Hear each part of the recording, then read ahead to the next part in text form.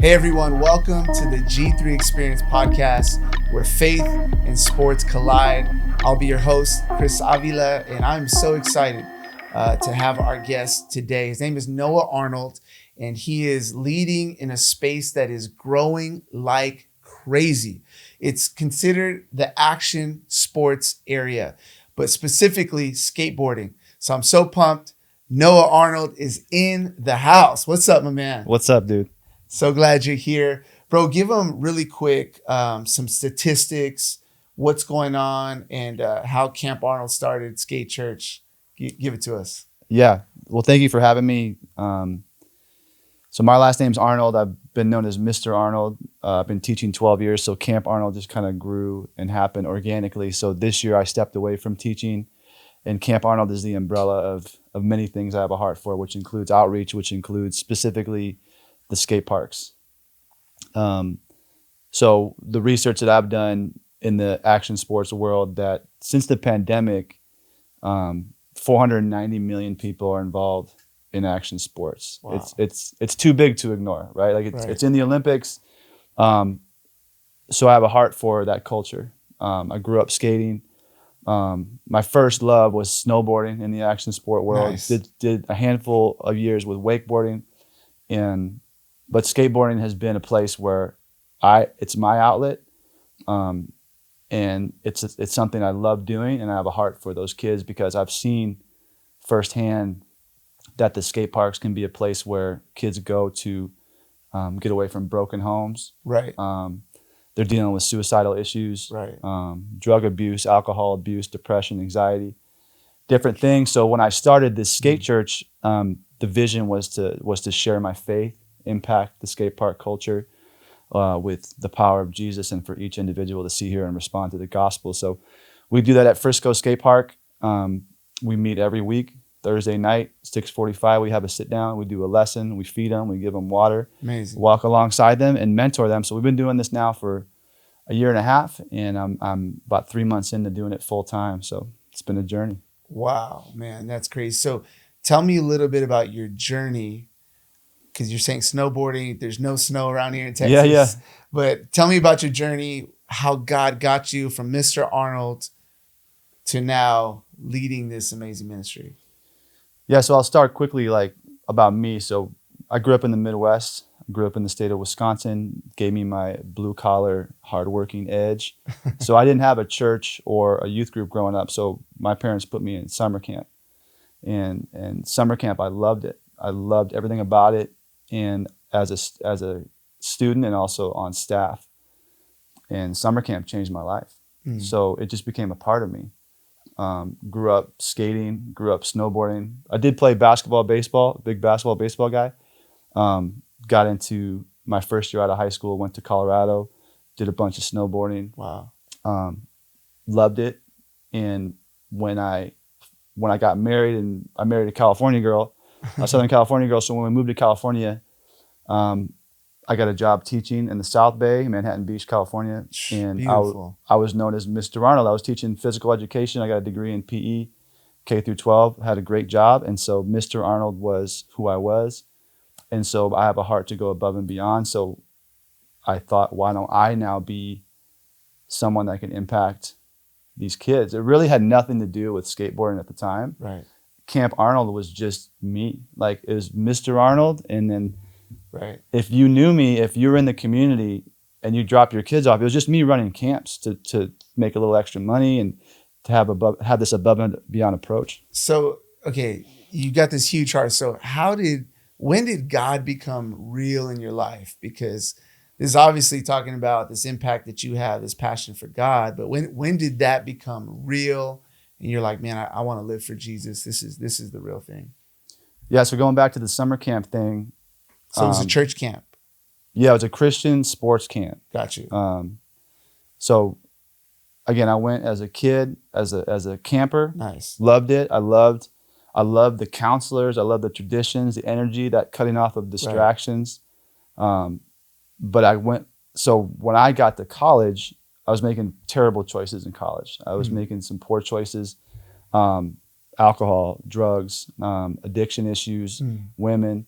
It was just a lot of dead ends. But what was happening is that same camp was interviewing for staff. Wow. So I recognized that and said, dude, I love camp. Maybe I can go work there during the summer. And I went and got interviewed by a guy who I knew. I remembered him and he remembered me. And I was honest with him, like, dude, I'm not making good choices right now. Like I'm doing a lot of things with alcohol, and I'm waking up hungover every day. My choices with women are poor. But he's like, dude, we just want you to get in the atmosphere. He's like, let me check some references and I'll get back to you.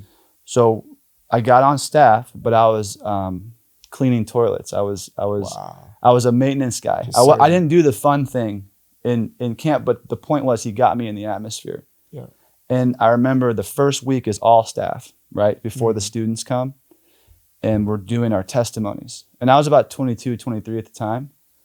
And they look at me during this first week and they're like, where's your turning point? And I grew up a believer, right? I grew up a believer, and a lot of things happened growing up and developmental years, and a lot of things happened with my family. And like I said, I didn't have a church or a youth group growing up. I looked at him, I was like, I don't have a turning point. I wasn't happy being there at the time. I wanted to go home and party with my friends. Did you feel at all like a temptation to like lie in that moment? Or that's amazing that you were just authentic and just said, man, I haven't turned yet. No, I didn't feel like I didn't want to lie, but I didn't want to be there. I wanted to go back to what I was comfortable with. I was really involved in the party scene, and drinking a lot and being involved with different ladies, but like I didn't have a turning point. But I'm a huge fan of and now that I'm older, you look back at it, of putting myself in atmospheres that are healthy. Like I was in this healthy atmosphere that was God honoring. I didn't really process it all at the time, but a few days later, there was a speaker that I don't remember who it was, or it was all staff, and we're prepping for the students to come. It was all staff, and I lay on this gymnastic floor, and the speaker, I don't remember what his topic was, but he kept challenging us to surrender to God. And again, I was hitting dead ends. I was empty. And at 23, I told God, I surrender. And that changed my life, transformed my life. Wow, that's amazing. So that's where this passion to help people, to go above and beyond as a teacher begins to happen. So how do you get from beautiful Southern California to now growing Texas? And tell me, how did that happen? And then the jump from leaving teaching to now full-time skate church. Yeah, so the year is 2018, Camp Arnold starts, just above and beyond stuff. 2019, Teacher of the Year, Southern California, top of the world, surfing before work, great job, great community. That's great. I got 2 daughters. My wife and I, we're now been married 15 years. So at the time it was around 2021, so like 3-4 years ago. So we've been married 11, 12 years at the time. Get laid off in 2020 in California. Pandemic, chaos, shutdowns, riots. So like LA County at the time was a crazy place. No joke. And unfortunately, like everybody who had, if people are being honest, looked at some options to see what else is out there. Right. So we got job offers in Prosper, Texas. I had no idea where Dallas was. I had no idea where Prosper was. I knew Dallas was in the state of Texas. You couldn't tell me if it was north, south, east, west. Right. But we got 2 little girls, and they play soccer. And at the time, everything was shut down. School was shut down. Soccer was shut down. So like, you just look for opportunities for what's best, big picture for your family. Yeah. And so when you compare the two, it's like Texas, California. I got nothing but love for the state of California. Sure. But the state of Texas just had the opportunities for my family. So we moved here in 2021. Wow. And so we just jumped back into school. I got a job in the special ed world. But the question is where does Camp Arnold go from here? Right. So I had a vision in 2020. I was sitting in my garage in California teaching virtual teaching to special ed students. And I love the special ed students, but the virtual world was a whole different thing. Yeah. Like it was a challenge for me, like For everybody. special ed students trying to follow along. But again, the rug got pulled out from under me. Teacher of the year 2019. Right. Like 2018, I start Camp Arnold. Like the community, the involvement. I love those kids the same I loved my own children, the kids I was working with. But in 2020, I'm sitting in my garage, and you have like a 30-minute Zoom, right? And then you take like a 30-minute break, and you jump on another Zoom. And I'm sitting in my garage during the pandemic, and I get this vision to make Camp Arnold more. To make it more. So I have a little history with doing some skate outreach in the past before I had my own kids, but again, I never ever thought it would ever happen again. So I had the vision to do another skate ministry, skate outreach. And at the time we didn't know we were going to move here, but we got here. And then when I got here, no one knows me, like communities, school involvement. These students don't know me, these parents don't know me. So that's what made Camp Arnold something where I can go above. I always had this hard to go above and beyond, but I didn't have that community like I did in California. Right. So I was like, I'm just going to go invest and follow this call to go to the skate park. And so I did. Like, wow. I went all by myself the first year and went to Frisco Skate Park and just started to skate and get connected with the kids. Wow. That's amazing. So here you are teaching. You start going to the skate park, you start connecting with kids. Now there's this battle in your heart of like passion and what do I really want to do? Tell us about how did that happen, that final jump? Because I always tell people when you're about to step out into faith, you have to step over fear. The enemy always uses the spirit of fear and to cause us to get our attention on that spirit instead of the Holy Spirit, instead of God's Spirit. So tell me about that battle. What was the final, like, man, we're going to jump. We're going to do this. Yeah, so teaching, I continued to teach out here in Texas, and it was really uncomfortable. I never really knew why. I don't know if it was the pandemic. Obviously, different states have different approaches to doing things. Yeah. But I launched a skate church in February of 21. Well, I launched it, like I did like a little like startup thing to get some t-shirts and some stickers made. Right. In like right before the holidays of 21, and then in 22 we jumped in. And what I did is like, hey, I'm gonna start. Once I was kind of involved, and skateboarding is organic, right? Right. You want kids to know who you are. You can't just jump in and expect them to respond. So I gave out stickers and t-shirts and said, hey, I'm gonna start this skate church. Will you come? And enough of them said like, yeah, I'll come. And then I finally said like, cool, well, we're gonna start next week. And I didn't know who was gonna show up, but like 12 kids showed up. But the reason I say that is because I was doing this in addition with teaching. Right. So teaching's, and as the years go by, I've been teaching now in Texas 3 years. I was in the special ed world, didn't really find like that comfort of passion in the special ed world. When I got laid off in California, I was teaching elementary PE, and I loved it. I loved it, and I wasn't done. And I just wanted to make sure I wanted that life. I wanted to continue doing that. Right. So I get a job in the same district teaching elementary PE the following year. This is now the third year of teaching in Texas. I'm still doing skate church every week. It's like this additional thing we're doing, but my career just is not feeling comfortable. I'm really frustrated. I come home, not happy, and I don't know why. I've loved teaching my whole life. Yeah. And what happened was, you talk about like that moment, and this was the start of the moment. So it was one night I couldn't sleep, and I was up all night. Like, stuff at work was extremely difficult. Like, I'm frustrated. I don't look forward to waking up and going, and I'm trying to understand why it's not working. So it's like 2 a.m. So it's 2 a.m. I can't sleep. It's like 2:15. I still can't sleep. I jump in the shower. I get out. I'm like, all right, I'm gonna go upstairs. I have this little like man cave, like this like. It's like a media room, but I've turned it into this really cool man cave. But it's quiet and it's soundproof. So it's like dead silent in there. So what I did is, I was so desperate to have answers. I got on my knees. This is like 2:45, 3 a.m. And I just like, all I said was like, God, I need your presence right now. Mm. And like, I was still on my knees, like sobbing. Like, I'm like, why is this not working? Like, so, and I heard the voice, and the voice said, surrender.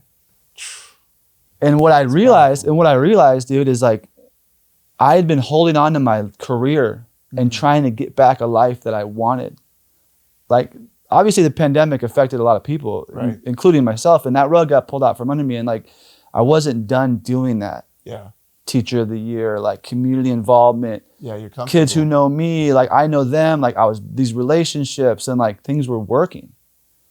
But what I realized now that I'm in Texas is like, I'm trying to almost get back a life that's no longer there. Yeah. So there was that surrender moment where I realized, and keep in mind, remember when my life changed at the summer camp, God challenged me to surrender. Yeah. Same And word. so it was that moment I realized that my ego got in the way, my self-absorption got in the way, and me just being in full control of my life, that was the moment I like let go. And I was about halfway through the school year, so I still had to finish out the school year, but like that's when it started me feeling like, whatever you want, God. What's so powerful about that is that I've seen like people that are on the journey with God, the most frustrated ones are the ones who don't surrender all. Dude. It's like they hold on, they're holding on. Yeah, man. It was like, man, when God saved my life, it was a shift that happened in my spirit. So I was still going to clubs, still working at this radio station, and I couldn't enjoy myself anymore. And everybody's like, what's wrong with you? And it was like, I knew God wanted me out of there, but it's the guys who don't surrender everything are the ones that get frustrated, and they're like, and then they blame God, and they're like, God, all right.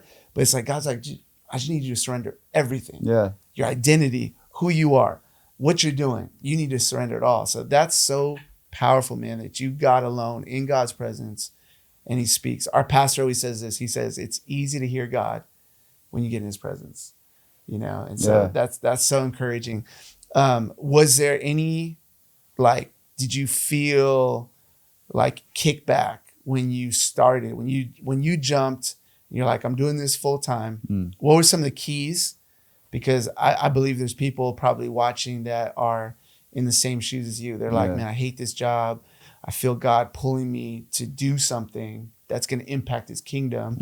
But I'm afraid to jump. What were some of the things that helped you? And what were some of the things that, did you feel pushback or like nobody's supporting you? Or what was some of the pushback? So just to connect the dots a little bit. So when I had that surrender moment, the skate church was thriving, like it's growing. So I'm seeing like on average 15, 20 kids a week, sometimes 30, 35 kids a week. Wow. We filed to be a 501c3 that year. So like I never really asked for a lot of funds unless we did like we needed some food or maybe a little bit of travel. But like we're getting like these big one-time donations. This stuff's all like just randomly, like from people we don't even know. So again, I still wrestled with thinking when you live in a culture where you want to have comfort of a paycheck.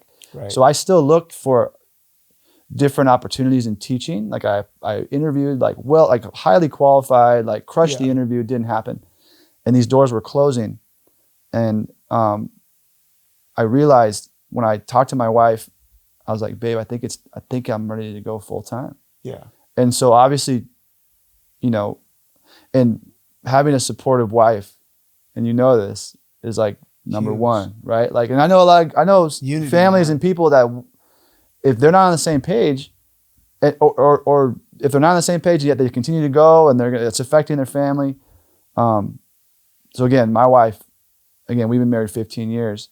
I still don't know why she chose me because I'm just a Midwest dork, but I never forgot, to have a blonde California girl, grace, man. God's have grace. a blonde California girl pick you, but I love her, but she was very supportive, and she was the one that really kind of brought it up first. Like, you should do this full time. Wow. And so when I did that, and another thing I was going to say, like a lot, what I realized after that surrender moment of what God was doing, because you get frustrated, you want certain people, and we want it to look a certain way, and I would love like 3, 4, 5 of like-minded guys like me to go out to the skate park. It was really just me, right, following the call to go out and do it. It's hard to find I'm an old guy. So like to find guys my age, like people get kind of stuck in their ways, especially like I talked to a few people about guys in my age that want to do this and they have a certain opinions. And I was like, dude, like it's not in line with what the vision is. So my point is like God brought people into my life, like a CPA, like huge, not knowing at the time, but that stuff has to get filed. Sure. Board members, like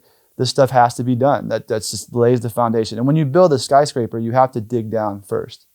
And that's like the unsexiness of it. Yeah. You know what I'm saying? Because everybody wants to look cool.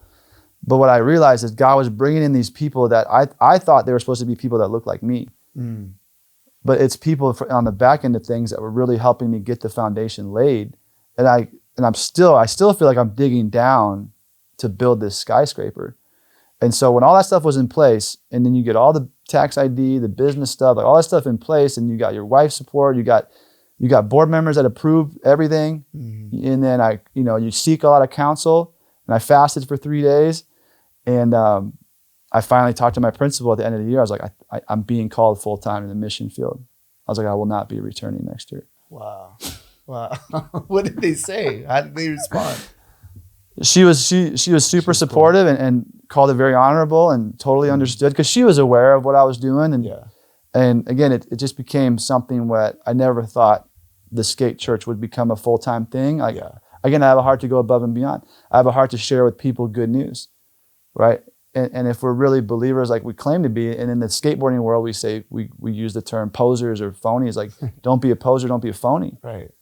If you come out and dress like a skater or have a skateboard and don't skate, you're being a poser. You're phony. So it's like in this faith, it's like, bro, I don't want to be fake. I don't want to be phony. And when I got that vision in 2020, obviously we all remember 2020, but it was a ton of all talk, no action. And I was sick of it. I was sick of this all talk, no action world. So when I said it finally became this, God closed all those teaching doors. And again, I don't know, it just all happened where the only road for me to go down with all the green lights on it was this direction. So when I told my principal, she totally understood. She wrote me a letter of reference, say, come back whenever. And then since then, I've just been all in 24/7 since then. Where do you see Skate Church going in the next 3 to 5 years? Where do you see God doing in Camp Arnold? Yeah, so the next 3 to 5 years is just obedience, just being obedient to what God wants. There's plenty of conversations that are happening of how we can impact other skate parks. Our mission is to disciple these kids and to be generous givers and to walk alongside them and to share the gospel. And we want to do that at as many places as possible. Again, we meet at Frisco Skate Park consistently every week, rain or shine. The only time we didn't meet is when we had the tornado warning. So, but my point is like the consistency is huge, and it's really paid off. And we have conversations of doing other skate churches, other type of things at other skate parks. Right. But again, skateboarding is organic. Like it's not a rushed thing, so you don't want to just rush into it. So the next 3 to 5 years, it's just being obedient to what God wants, and we'll walk through those doors when it's supposed to happen. This week, we were just talking before we jumped on here. Kids literally got saved this week. Yeah. Tell me a story or two of some of those kids. So just in the past 3 weeks, I think we've had 5 kids come to Jesus the past 3 weeks. And it's, again, when we're out there, we're done with the fakes. We're done with the phonies. The kids are done with it. And you and I have talked like, these kids aren't going to church. These kids are, but they're searching. Right. They're lost. They're hungry and they want something, and they're open to it. So the harvest is ripe, the workers are few, right? So like we're those workers. So when we go out there, we don't mess around, and the response has been respectful. So to tell a couple stories, so one kid comes up to me. He's a young kid, high school kid. He says, "I'm addicted to porn. Can you pray for me?" And I was, of course, man, like been through it. Like we've all been through our stuff, and this is the world we live in. This stuff's everywhere. Right. Pray with him. I'm like, dude, do you have a turning point? Because I remember back to me, like my story, like they asked me if I have a turning point. And he's like, no, I don't have a turning point. I was like, dude, today is the day you can have your turning point, because you're going to continue to be tempted. Let's go. And then when you're tempted, Satan's a roaring lion, looking for someone to devour. So like, he's going to remind you that you don't have that security in knowing that your sins have been forgiven and you're covered by the blood of Jesus, and you have that purpose and that peace. So at the skate park, we pray and he accepts Jesus into his life. Another story, I was at the skate park, and it wasn't even like a skate church night. I'll go throughout the week and just stay involved in the community and stay in the mix. And a kid pulls me aside. I've known him for a while, but again, that's the relationship side. It's that organic stuff. So he pulls me aside and he's telling me he's been suicidal the past year. Tough upbringing, like fills me in on how he was raised, but this is the reality of kids. Like not everybody has this perfect upbringing, and it's not a shocker to know that the youth today are going through all sorts of craziness. Yeah. So I asked him again the same thing. I'm like, do you have a turning point? And he's, I believe in Jesus. I've asked him multiple times. I'm like, cool, dude, but like, can you specifically tell me? Right. Because I'm telling you, because when you get tempted to kill yourself again, Satan's going to remind you that you don't have this turning point, like you aren't saved, that Jesus doesn't love you. I'm like, do you want to make that choice today? And then sure enough, like we pray, he accepts Jesus to his life. You know what's crazy? And I didn't know this at the time. It was World Suicide Prevention Day. Whoa. I didn't know that. I didn't know that was of course, like through social media, like later I found out that it was. But that kid accepted Jesus that day on World Suicide Prevention Day. Yeah. And multiple other stories, man, but it's been awesome, man. And just to be a PE teacher and to be available, to be used by God has been awesome. I love that term, turning point. Jesus says, you've got to be born again. Yeah. And in the physical, we celebrate our birthdays, right? We celebrate, we give gifts and all that thing. I love to celebrate my spiritual birthday. That was my turning point. It was June 22nd, 1997. It's a moment that I'm reminded constantly every year. And I think a lot of this generation, that's important to identify the moment your life has changed. It's not perfect. Yeah. But it's the moment that God stepped in and rescued you and now can empower you to live different and live for God and be used by God. God brought us together, connected us, and now we're like helping each other out. Like what made you want to connect with me out of all the amazing people in the world? Yeah. I'm like, I seriously feel honored, but like what drew you to like connect? So your daughter played soccer with my daughter. Yeah. That's how we first connected. That California connection. Yeah, and I loved your fade too. So I was like, dude, this guy's got a fade, man. I got to meet his barber. So shout out to your barber. Yes, sir. But when I first met you, we were just doing surface level talk, and at the time you were working for FCA, and I was like, dude, and at the time I was still teaching, but I started my nonprofit, and I think I filled you in a little bit on what it was, and again, at the time, I didn't think it'd be like a full-time thing. We both had this like-minded heart for the Lord and a heart to go out and share the good news. So, fast forward, when I knew I was going to do this full-time and I made that decision, like I'm a pretty common sense guy. So like I reached out, and in our relationship, I think our daughters had gone to different clubs and things had changed on the soccer thing. But I was like, dude, Chris has been doing this. And you had filled me in on your past with, being out in Northern California and your chaplain history, and you had said that, and you had filled me in on G3. Right. It was right at the beginning time, like when it first started, but that conversation got brought up because 501c3 conversations got brought up, and so I was like, dude, I'm gonna reach out to Chris because this guy's been doing this, like, and so like with your advice and your consult, like, it's been incredible because I needed it. Like I needed someone to not judge me and make me feel like I don't know what I'm doing, because I didn't know what I was doing. And I just had a heart to go do this. So, but there's a lot of details to it when it comes to the fundraising, when it comes to connecting, to present to people your vision, how that looks. And you were just open and genuine. And again, it was that I really appreciated that because I needed someone to really kind of hold my hand. And not, again, not really judge me because as if I should know this already. Right. And you were a no-brainer, man. Right. Man, I appreciate that. It's been fun, just getting your text messages and, hey, you got 30 seconds, man. I just need to ask you some questions. I love that. My passion is to, again, I just love meeting people where they're at. And Skate Church is meeting this generation exactly where they're at and bringing Christ, being an extension of the church, to bring the presence of God onto these places. Really quick, as we close, share, there's people watching. How can they come alongside you? Where can they find you? How can they help you?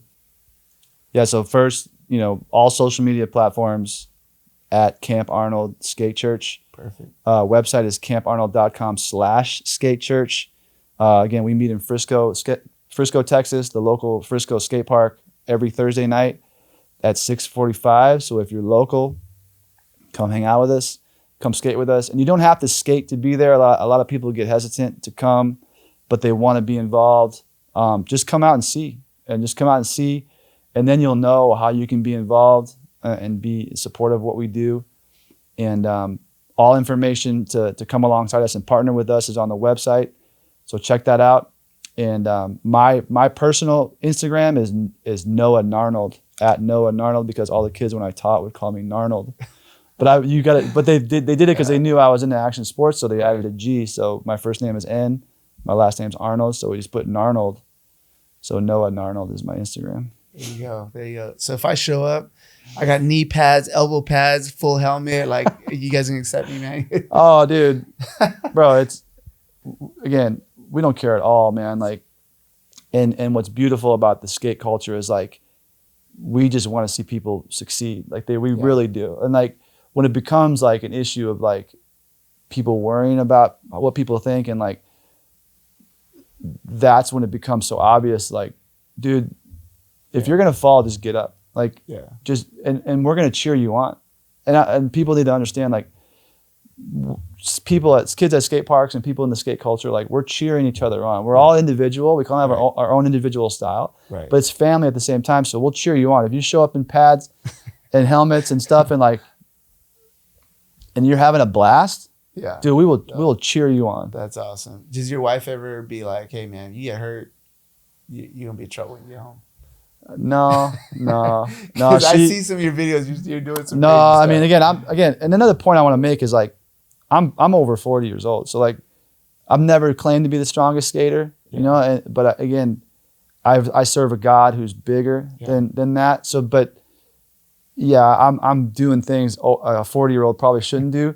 But when it comes to skating, but like, I love it, and I have a heart for it, and I have a blast. And again, that communicates with these kids 100%, because in the end they love skating too. And so like, when I'm there and doing that, and I'm not doing crazy tricks and jumping off of crazy stair sets and doing all this stuff, of course I would love to look cool that way, but like, I'm over 40, so I'm not gonna, I got a family to provide for, you know what I'm saying? So my wife, she's always been so supportive, and again, our first date, when we first dated, we went on a snowboard trip, and she snowboards, and I was like, dude, I'm sold, man. I'm sold. So again, she enjoys it. She supports what I do, and again, it's a lifestyle for me for my girls to come see it when they can. Obviously, soccer gets busy, but it's awesome. It's a lifestyle, and I want my family. It's